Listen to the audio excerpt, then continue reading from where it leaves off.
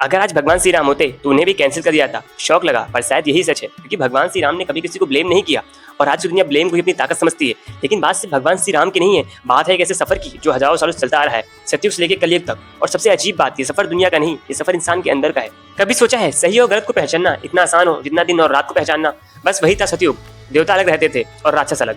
दोनों अपनी सीमा जानते थे, अपना धर्म जानते थे, कोई कंफ्यूजन नहीं थी, कोई आइडेंटिटी क्राइसिस नहीं थे। हीरो कौन है, विलेन कौन है, सबको पता था, सब कुछ साफ था, बिल्कुल साफ। लेकिन वक्त कभी रुकता नहीं और धीरे धीरे अच्छाई और बुराई के बीच की दूरी कम होने लगी।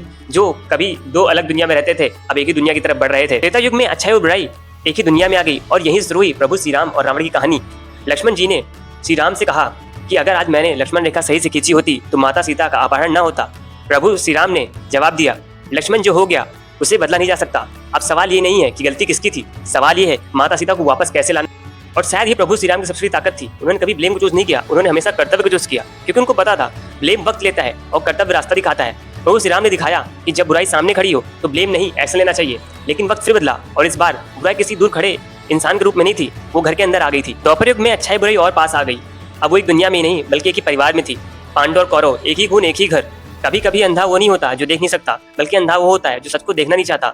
धृतराष्ट्र को पता था कि दुर्योधन गलत है, लेकिन उन्होंने कभी एक्सेप्ट ही नहीं किया और एक इंसान की डिनाइल ने महाभारत को जन्म दे दिया। महाभारत तो खत्म हो गई, लेकिन एक सवाल छोड़ गई। अगर सच को इग्नोर करना इतना खतरनाक है तो क्या हो अगर जब सच्चाई और बुराई के बीच की दूरी इतनी कम हो जाए कि दोनों को अलग करना नामुमकिन हो। अब यही सब कुछ बदल जाता है, क्योंकि अब कहानी प्रभु श्री राम की नहीं है और ना ही रावण की है और ना ही पांडवों की और ना ही कौरवों की। अब कहानी तुम्हारी है। मार्क्स कम है, सबसे पहला ख्याल क्या आता है? पेपर टफ था, टीचर ने पढ़ाया ही नहीं, जॉब नहीं लगी, सिस्टम खराब है, रिलेशनशिप टूट गई, उसकी गलती थी। और हो सकता है कभी कभी ये सच भी हो, लेकिन एक सवाल हम खुद से बहुत कम पूछते हैं, मेरी रिस्पॉन्सिबिलिटी कितनी थी? और शायद यही कलयुग की सबसे बड़ी लड़ाई है, क्योंकि अब देवता और राक्षस अलग लोग नहीं रहते, एक ही परिवार में नहीं रहते, दोनों एक ही इंसान के अंदर रहते हैं। तुम्हारे अंदर, मेरे अंदर, हम सबके अंदर। और शायद इसी एक सवाल में छुपे हैं चारों युग, और हर युग के साथ अच्छाई और बुराई एक ही दूसरे के और करीब आते रहे। अब पीछे मुड़कर देखो, 4 युग, हजारों साल, एक ही पैटर्न। सतयुग में देवता और राक्षस अलग थे। त्रेता युग में प्रभु श्री राम ने दिखाया कि ब्लेम नहीं, कर्तव्य चुनो। द्वापर युग में सच को इग्नोर करने की कीमत पूरी दुनिया ने चुकाई और कलयुग में वो लड़ाई हम सबके अंदर चल रही है। सफर बाहर का नहीं था, सफर अंदर का था हमेशा से।